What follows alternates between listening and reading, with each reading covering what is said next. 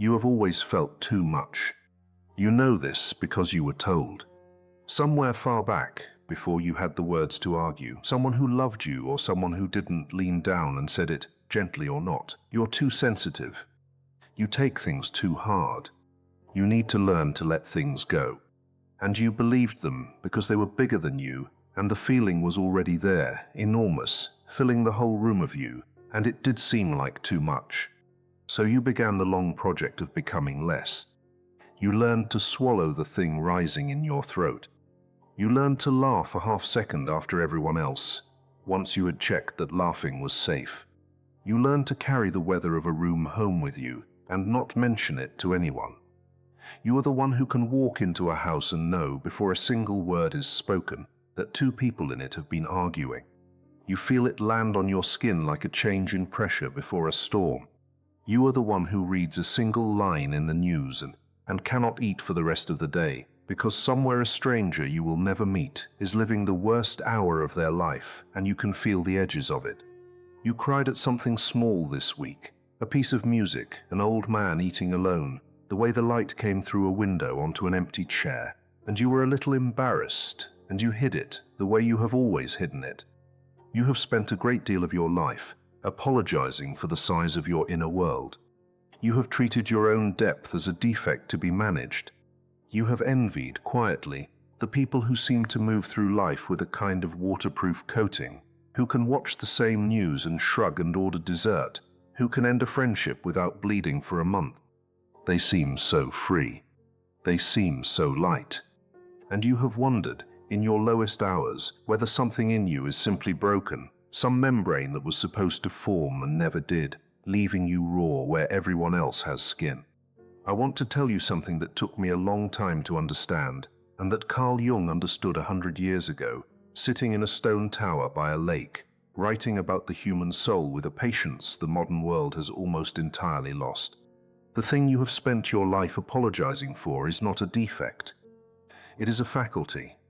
It is, in fact, one of the 4 great ways a human being can be conscious at all, and you happen to have it turned up to a register most people never reach.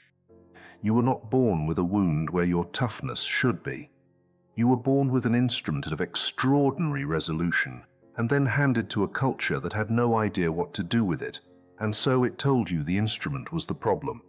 And here is the part nobody told you. Jung did not think people like you were fragile. He thought you were dangerous. Not dangerous in the way of violence, dangerous in the way of fire, of truth, of anything that cannot be fully controlled. He believed the person who feels too much is the person who cannot be lied to for long, cannot be fully bought, cannot be made to look away from what everyone else has agreed not to see. He believed that civilization quietly depends on most people feeling a little less than they could, and that the ones who feel everything are a standing threat to that arrangement the moment they stop apologizing and start trusting what they feel. This is the story of why your sensitivity was never weakness. It is the story of what Jung actually meant, of what it has cost you, and of the strange and difficult thing you become on the far side of it, when you finally stop trying to feel less and learn instead to feel deliberately. Let us begin with the verdict you have carried your whole life, that you are too much. Notice first the shape of the accusation. Too much. Not wrong. Not bad. Too much, a word about quantity, about excess, about there being more of something than the container was built to hold. It is a strange thing to say to a child about their own feeling, because it implies there is a correct amount of inner life, a sanctioned dosage of grief and wonder and ache, and that you have exceeded it, as though the soul came with a recommended serving size and yours was overflowing the cup. Where did the verdict come from? Rarely from cruelty. More often it came from people who could not feel what you felt, and were frightened by the evidence that someone could. Your tears asked something of them they did not know how to give. Your questions went to places they had spent a lifetime not looking. Your refusal to pretend that everything was fine threatened the fragile arrangement by which they got through their days. And so, without malice, often with love, they pathologized the thing in you they could not match. They called the messenger excessive, so they would not have to hear the message. And you, being young, did what all children do. You took the verdict inward and made it identity. You did not conclude that the people around you had a lower resolution. You concluded that you were faulty. You built on the foundation of that single repeated sentence an entire architecture of self-suppression.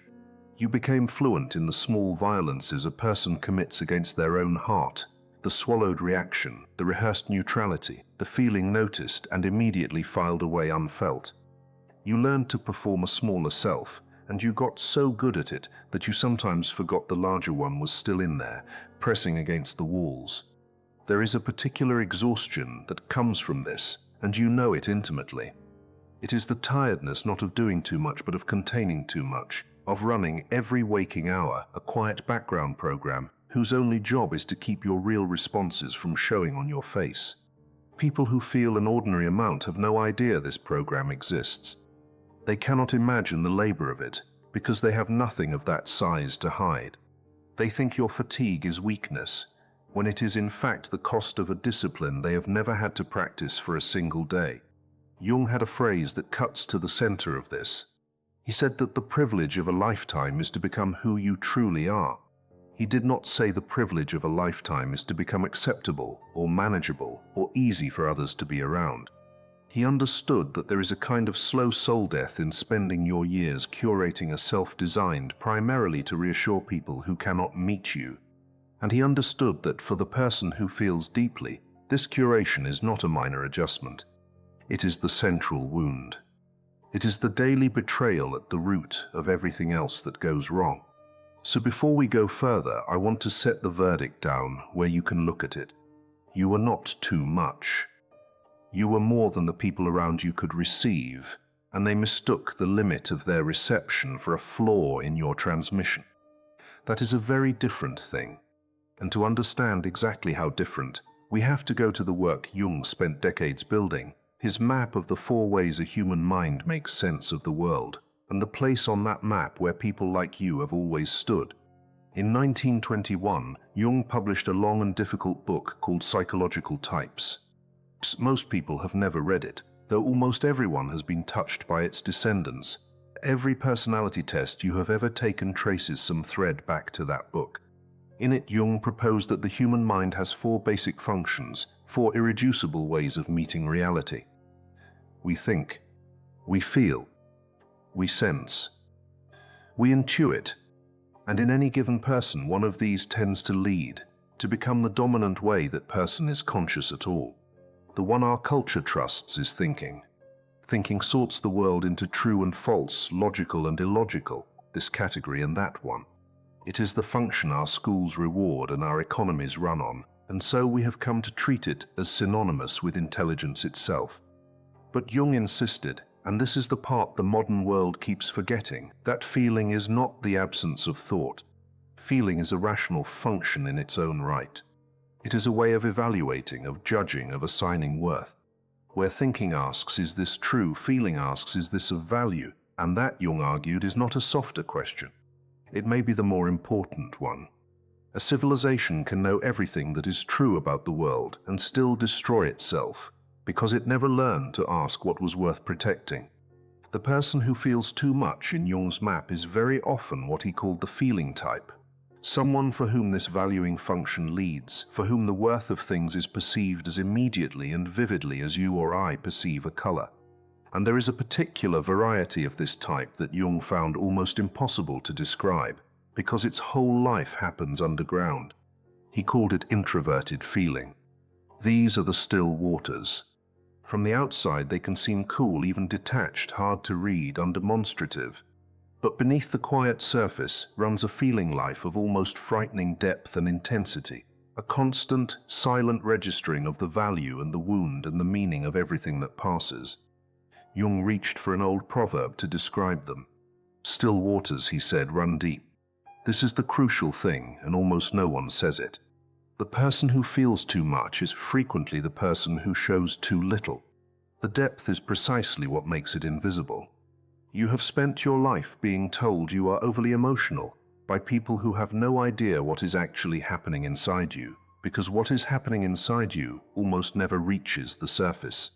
The few times it does, The tears that escape, the reaction that breaks through your careful neutrality, they take as the whole of it. They have seen the single wave that crested. They have no concept of the ocean. Jung did not consider this type defective. He considered it one of the 4 pillars of human consciousness, as necessary to a whole psyche and to a whole society as thinking or sensation. The catastrophe, he believed, was not that feeling types exist.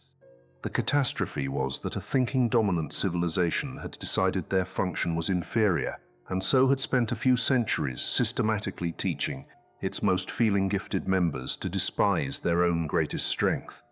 He watched the cost of that everywhere in his consulting room, the gifted, sensitive people convinced they were ill, when what they actually were was unmatched and unwelcomed. So when you call yourself too sensitive, understand what you are doing. You are not naming a disorder. You are using a thinking-type culture's word for a feeling-type gift. You are translating your own nature into the language of the people who could never read it. And the first act of getting yourself back is to stop accepting their translation. Which brings us to the question of what your sensitivity actually is, not as a wound, but as a kind of perception. Imagine handing a microscope to someone who has only ever seen with the naked eye and asking them to judge it. They look through it and see a writhing, overwhelming chaos of things that should not be there, squirming at a drop of clear water, monstrous textures on a smooth petal. They might very reasonably conclude that the instrument is broken. It shows too much. It finds horror and complexity where any sensible person can plainly see there is nothing. The instrument is not broken. The instrument is simply resolving a layer of reality that the naked eye was built to ignore. This is the measurement error at the heart of your whole life. You have been judged again and again by people operating at a lower resolution, who concluded that because they could not perceive what you perceived, you must be inventing it, or exaggerating it, or feeling it wrong. The friend who says you're reading too much into it. The partner who says you're overthinking, you're being dramatic, no one meant anything by it. They are not lying. From where they stand, with the perception they have, there genuinely is nothing there. The tragedy is that you keep believing them over your own instrument. You keep assuming that the people who feel less are seeing more clearly, when feeling less is exactly what makes a thing easy to miss. Because here is what your sensitivity actually does, mechanically in the world. It picks up signal, the micro-expression that crosses a face for 1/5 of a second and is gone, the half-tone of strain under a cheerful voice, the thing left unsaid that changes the meaning of everything that was said, the grief a person is carrying so well that they have fooled everyone in the room except you. You are not making these up. You are receiving them on a band of the spectrum most people have learned to filter out because the filtering makes life simpler. You feel too much because you perceive too much, and you perceive too much because some membrane that other people thickened in you stayed thin. Jung knew that this thin membrane was the source of both the suffering and the gift, and that the two could not be separated. You do not get the depth of joy without the depth of grief. You do not get to feel the music break you open and also be the person who can shrug off the headline. The same permeability that lets the beauty in, lets the pain in on the same channel at the same volume. This is the bargain of your nature, and it is not optional. Every attempt you have ever made to feel less of the bad has cost you, in exact proportion, your capacity to feel the good. The numbness is never selective. You cannot armor one side of the heart. And so the project of your whole early life, to become less sensitive, to develop the waterproof coating, to finally stop feeling so much, was not just doomed. It was a kind of slow self-mutilation. Every time you succeeded, even partly in dulling the instrument, you lost resolution you can never fully recover, and you gained nothing but a temporary relief from a pain that was always the underside of your aliveness. The goal was never to feel less. That was always the wrong goal, handed to you by people who meant well and could not see. The real question, the one Jung spent his life circling, is what a person is supposed to do with perception this fine. Because perceiving that much does something to you. It makes you, in a very specific sense, impossible to fool. And that is where the danger begins. Once you can feel that finally, you lose the ability to comfortably not know things. This is the first and quietest form of the danger. Most people are protected from a great deal of reality by a merciful dullness. They can sit across from someone who is lying and feel only mild, manageable doubt. They can belong to a group, a workplace, a family, a nation, and not feel the precise texture of its hypocrisies pressing on them every day. They can hear the official story and find it basically satisfying. The thin membrane is, among other things, a kind of mercy. You were not given that mercy. You feel the lie under the smile. You feel the cruelty inside the politeness. You feel the moment a room collectively agrees to pretend that something did not just happen, and you feel how much everyone needs you to pretend along with them. Jung had a concept for the thing you keep feeling that no one once named. He called it the shadow, everything a person or a family or an entire society refuses to know about itself and pushes down into the dark. Most people spend their lives carefully not seeing their own shadow, and even more carefully not seeing the collective one, the great mass of disowned cruelty and fear and appetite that a culture buries beneath its image of itself. But the feeling type cannot fully look away.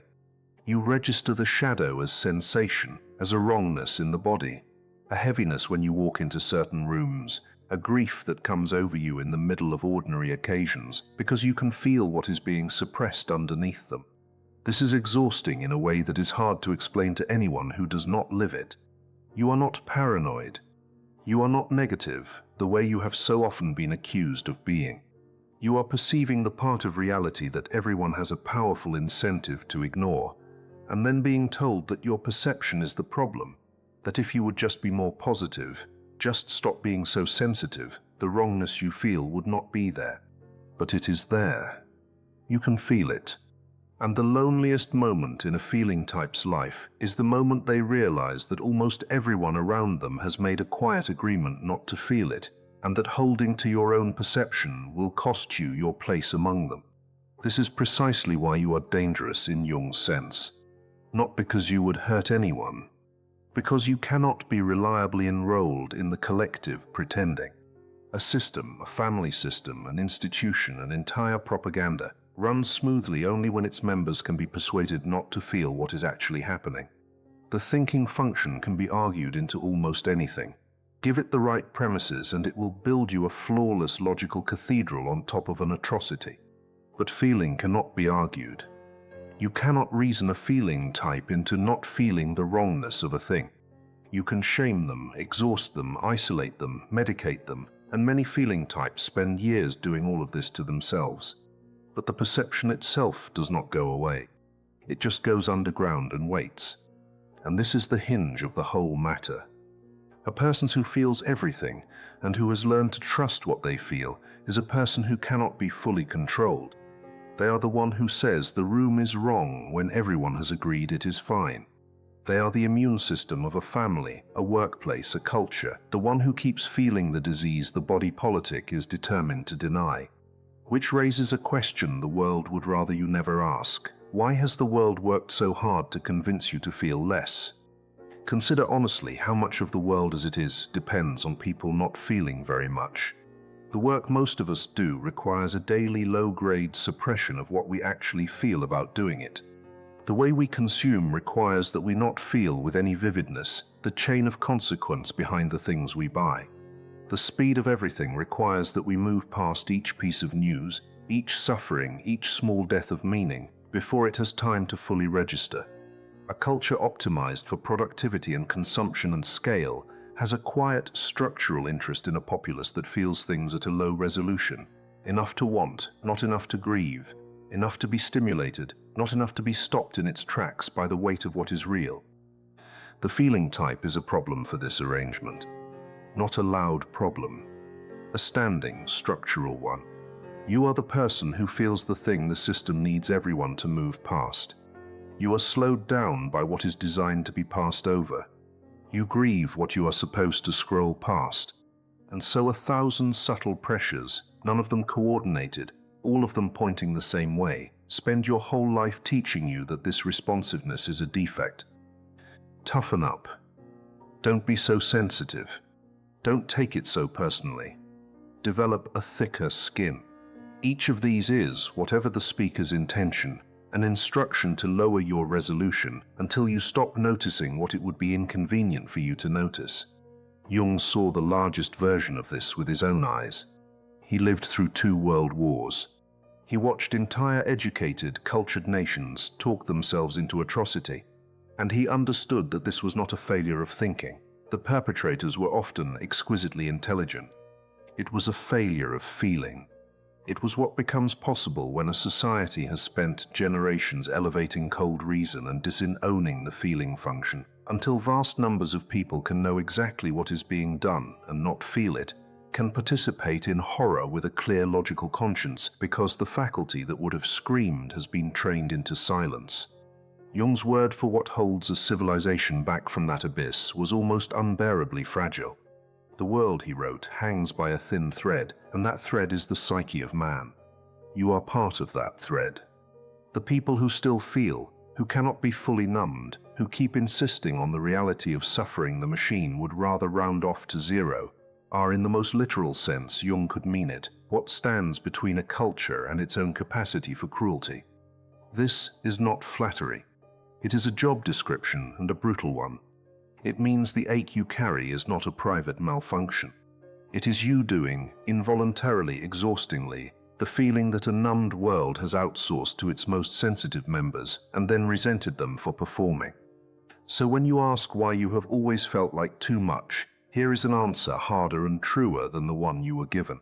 You feel like too much because you are carrying a faculty the world has tried to put to sleep, and a sleeping world experiences anyone who is awake as an irritation, an accusation, a disturbance of its rest. Your sensitivity is not antisocial. It is, in a sense, the culture cannot afford to admit, one of the few things keeping the culture honest. But carrying this, feeling everything in a world built for numbness without protection or instruction, exacts a price. And no honest account of your nature can skip the price. Because most feeling types left to themselves do not become dangerous. They become casualties. Here is the wound at its most literal. A membrane that thin does not only let in signal, it lets in everything indiscriminately, with no border between what is yours and what is someone else's. You sit with a friend in pain, and you do not merely understand their pain, you take it into your own body and carry it home and lie awake inside it as though it were yours. You absorb the mood of every room. You leave gatherings carrying feelings you cannot account for because you pick them up off other people the way a cloth picks up water. Without a boundary, sensitivity is not a gift. It is a wound that will not close, an open channel through which the suffering of the world pours in faster than any single nervous system can process it. This is the empath's collapse, and if you are the kind of person this video is for, you have almost certainly lived some version of it. The years of giving until there was nothing left. The role you fell into without choosing, the one everyone brings their pain to, the fixer, the absorber, the one who is so good at feeling other people that they slowly lose track of where their own self even is. And then the burnout, which feels like a betrayal by your own nature, the day the open heart finally cannot take one more drop and slams shut. And what comes after the slamming shut is the part nobody warns you about, the part that frightens feeling types most of all. You go cold. The person who felt everything wakes up one morning and feels almost nothing, and instead of relief it is terror because you do not recognize yourself. The music does not reach you. The friend's crisis registers as an irritation rather than a call. You move through your life behind a pane of glass, and you think, with a strange flat horror, I have become the thing I never wanted to be. I have become numb. Some feeling types pass through this for a season. Some build their whole adult character there and never come back, walling off the gift so completely that they spend the rest of their lives as a slightly colder, slightly safer version of themselves, mourning something they can no longer quite name. Jung understood that this collapse, however it looks, is not the death of your sensitivity. It is your sensitivity without a container. It is what happens to a powerful current when there is no vessel to hold it. It floods, and then it shorts out. The problem was never that you felt too much. The problem is that you were never taught the one thing a person of your nature absolutely must learn. The thing no one around you knew how to teach because they did not have your nature, how to feel that much on purpose, how to open and close, how to let the signal in without letting it drown you, how to tell in your own body the difference between your grief and the grief you have absorbed from a stranger. This skill has a name in Jung's work, though he came at it from a strange and ancient direction. He found the image for it in the old texts of alchemy, of all places. In the sealed vessel the alchemists used, the container in which a raw and volatile substance could be held under pressure long enough to transform, instead of simply evaporating or exploding. That vessel is the turning point of your whole story. It is the difference between the feeling type as casualty and the feeling type as something the world has good reason to fear. And building it is the work of the rest of your life. Jung borrowed a word from the alchemists for the work of becoming whole. He called it the vase, the vessel, the sealed container in which transformation becomes possible. The alchemists believed that you could not transmute a raw material into gold by leaving it open to the air. It had to be held, contained, kept under its own pressure, so that instead of dispersing it could turn. Jung saw that the human psyche works the same way.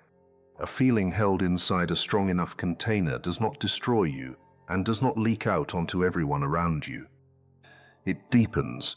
It clarifies. It becomes over time something like wisdom.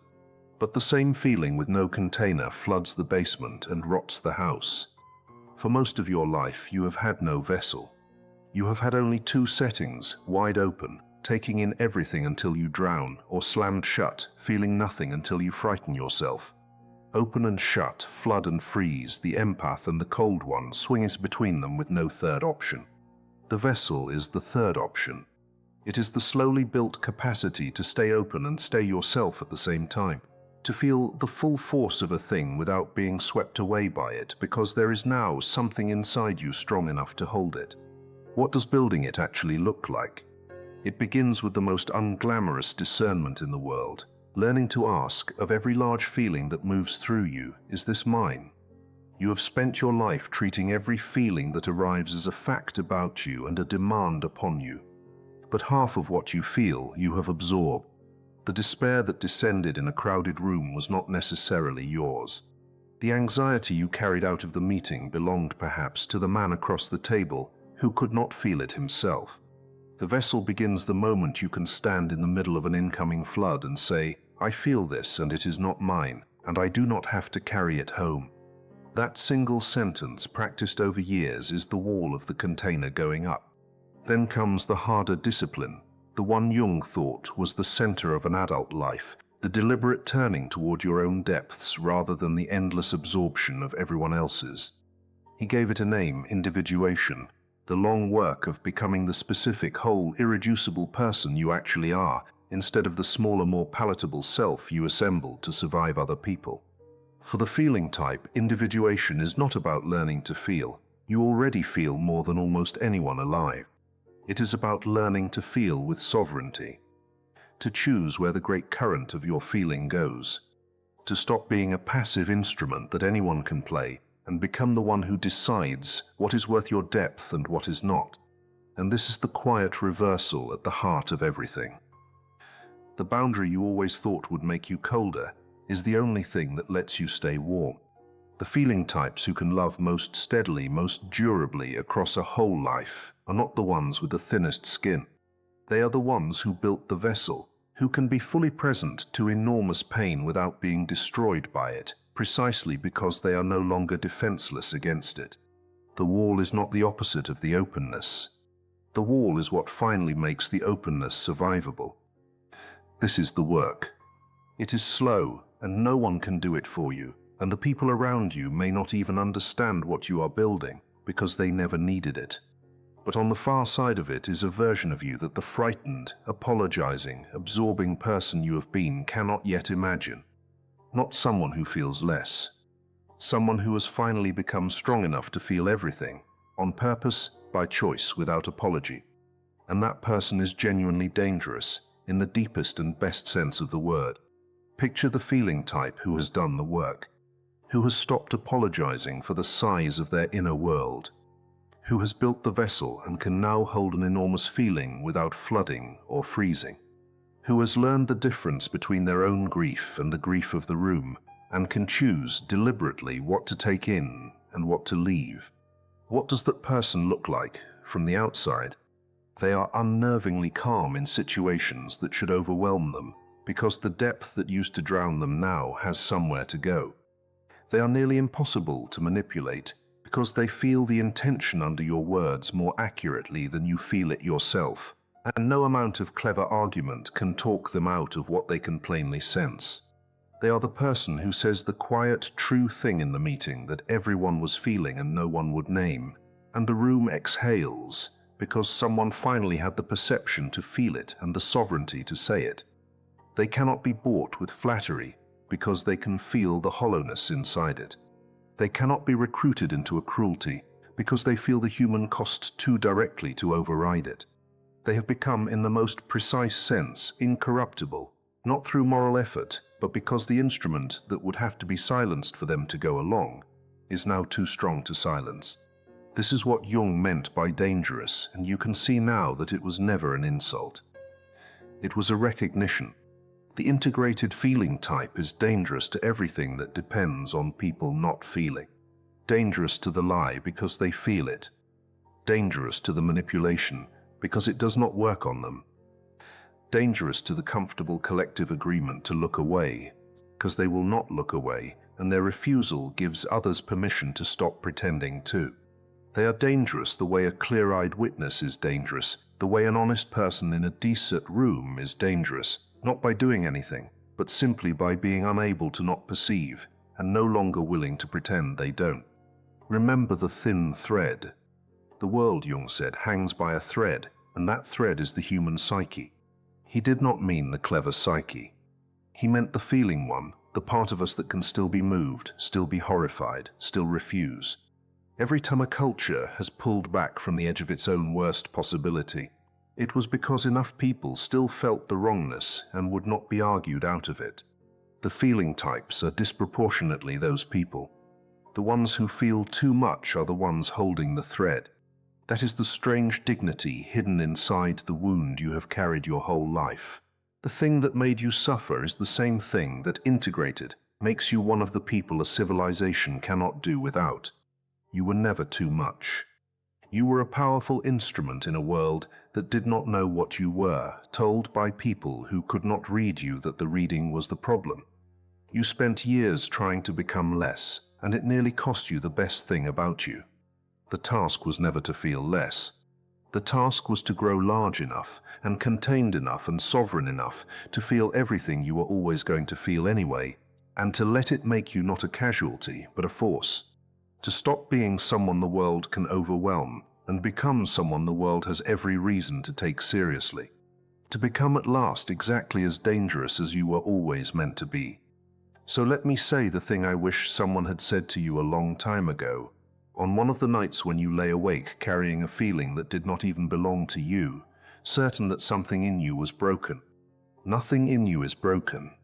You were issued an instrument of rare resolution and almost no instructions for its use, and you did the best anyone could with that.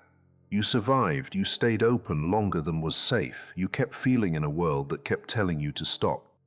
That is not weakness. That is a kind of courage so quiet that no one, including you, ever thought to call it by its name. The work ahead is not to become someone else. It is to become more fully the person you already are, with one thing added that you were never given, a container strong enough to hold what you feel. Build the vessel. Learn to ask whether a feeling is yours. Learn to open on purpose and to close on purpose. Turn the enormous current of your feeling, at last, toward your own becoming, instead of letting it drain endlessly into everyone who has learned to bring you their pain. This is the labor of years, and it is the most worthwhile labor there is, because on the far side of it is the only version of you that was ever going to be at peace. You are not too sensitive. You are awake in a world that is mostly sleeping, and being awake is lonely, and it is also the most important thing you will ever be. Hold the thread. The world needs the ones who still feel it more than it will ever manage to admit. I want to leave you with a question, and I would genuinely like to read your answer, because the people who gather in the quiet of this channel are, almost every one of them, this kind of person, and there is a strange relief in finding each other. Here is the question. What is the one feeling you have carried your whole life that you were told was too much, and what do you think it has been trying to tell you all this time underneath the apology? Say it below in as few words as you like. And if any of this reached the part of you that has spent too long feeling alone with the size of its own heart, stay a while. There are more of these slow stories waiting, and they were all, in one way or another, made for you.